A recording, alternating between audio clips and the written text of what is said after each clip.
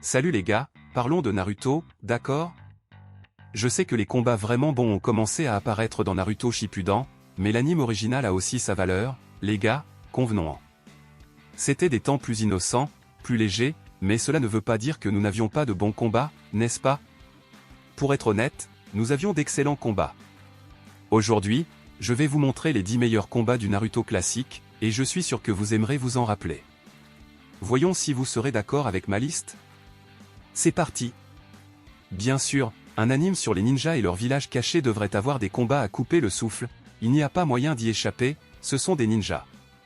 Qui n'aime pas les combats de ninjas? Et à cet égard, Naruto, l'anime classique, est à la hauteur, avec plusieurs moments mémorables, inoubliables qui ont fait partie de la vie de nombreuses personnes. La mienne incluse, bien sûr. Ai-je raison ou ai-je tort? Bien sûr, j'ai raison, je pense que beaucoup seront d'accord avec moi, Naruto a laissé une marque indélébile, surtout le classique, n'est-ce pas? À mon humble avis, le classique a laissé une plus grande marque que Shippuden, qu'en pensez-vous les gars? Laissez un commentaire ci-dessous pour me faire savoir lequel a laissé une plus grande marque pour vous. De plus, laissez tomber les deux combats les plus épiques du Naruto classique et voyons si nous sommes d'accord, d'accord? Eh bien, c'est difficile de choisir un combat qui était juste correct, la plupart d'entre eux sont au moins bons. Et même si nous n'avions pas encore eu cet affichage absurde de pouvoir, les combats étaient bien exécutés, vraiment stratégiques, et il y avait de nombreux moments épiques. Et pour se remémorer, j'ai sélectionné ces moments ici, et pour commencer notre liste. Shoji Akimichi vs Jirobo. Dans le Naruto classique, Shoji était plus un soulagement comique qu'autre chose, et cela a totalement changé dans ce combat. Quand j'ai regardé ce combat, je me suis dit, waouh, ce gars est vraiment bon, il n'est pas juste un clown. Et dans l'arc de récupération de Sasuke, il a été l'un des choisis pour ramener le ninja fugitif Uchiha et a fini par avoir un moment épique contre Jirobo, l'un des ninjas du sceau maudit d'Orochimaru. Jirobo était fort, très fort, mais le clan Akimichi a aussi ses armes secrètes, sous forme de pilules qui transforment la graisse corporelle en force physique. Fou non? Le résultat de ce combat était plus palpitant que tout le monde ne l'attendait. Équipe 7 et Kakashi attaque vs Zabuza Momoshi et Hack. Le premier combat majeur dans Naruto a eu lieu lors de la mission au Pays des Vagues, lorsque l'équipe 7 dirigée par Kakashi rencontre Zabuza Momoshi, l'un des épéistes de la brume. Lui et son compagnon, Hack, dominent l'équipe 7, et Sasuke frôle la mort dans le combat contre Hack.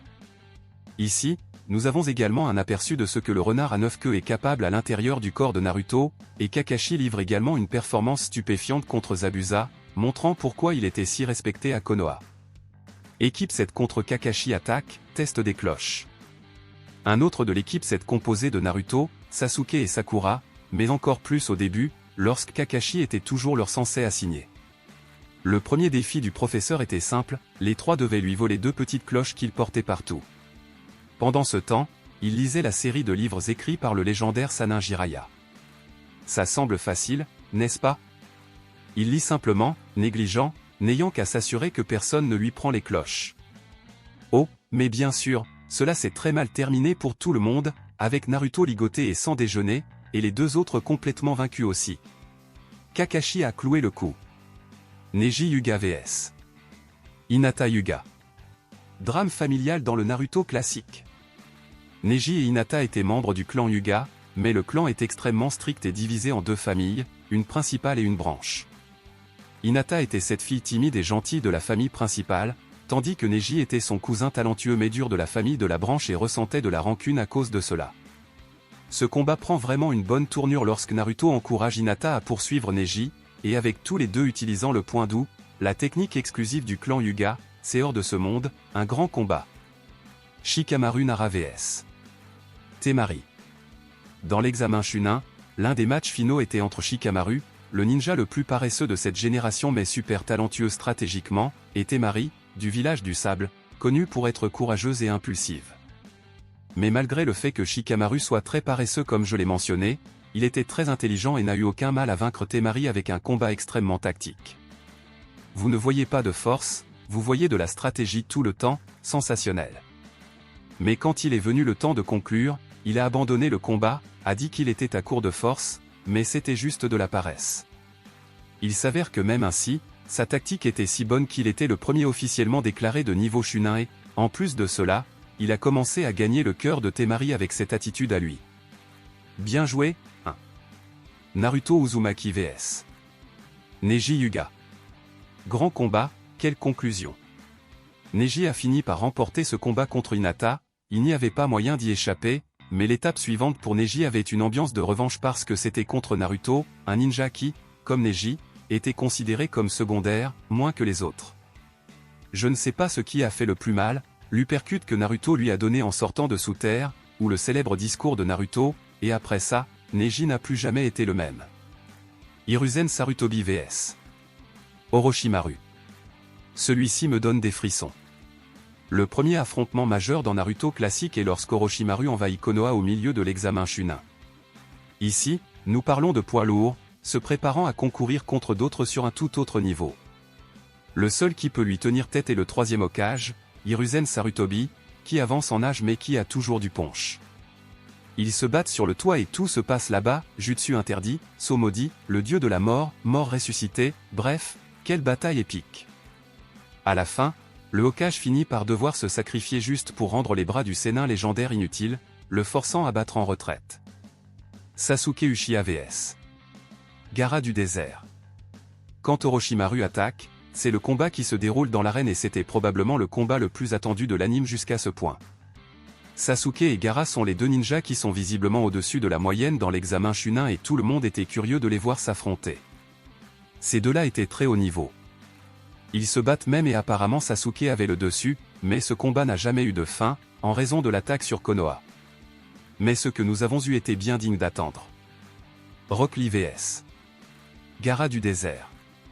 Probablement le combat le plus célèbre de Naruto, et il se déroule dans la première phase de l'examen Chunin. Les gars, je pense que pour beaucoup d'entre vous celui-ci pourrait même être dans le top 1. Parce que d'un côté, Gaara du désert, ninja du sable, Jinchuriki du intel, extrêmement craint par tout le monde et de mauvaise humeur chronique. De l'autre côté, Rock Lee, un ninja littéralement sans pouvoir de ninjutsu, pas un méta-humain, pour ceux qui comprennent les bandes dessinées, n'avait pas de chakra mais il avait un taijutsu tellement développé de manière absurde que oui, il a fait danser Gaara. Dans cette confrontation épique, surtout après que Rock Lee a enlevé les poids de ses jambes, c'était trop. Il a peut-être perdu et presque mouru, mais il est sorti du combat plus grand que Gaara, qui à cette époque n'était encore qu'un méchant. Les gars, quel combat, quel moment cool. Et enfin, nous arrivons au meilleur combat, mais discutable, d'accord? Parce que si vous voulez échanger celui-ci avec le précédent, ça me va. Et dans le top 1. Naruto Uzumaki vs Sasuke Uchiha. Il n'y avait aucun moyen de ne pas laisser ce combat pour la fin, il n'y avait aucun moyen de ne pas mentionner le face-à-face entre Naruto et Sasuke dans la vallée de la fin, le combat qui ferme pratiquement le Naruto classique et commence Shippuden. Toute cette confrontation entre les deux s'est enfin résolue là-bas, n'est-ce pas?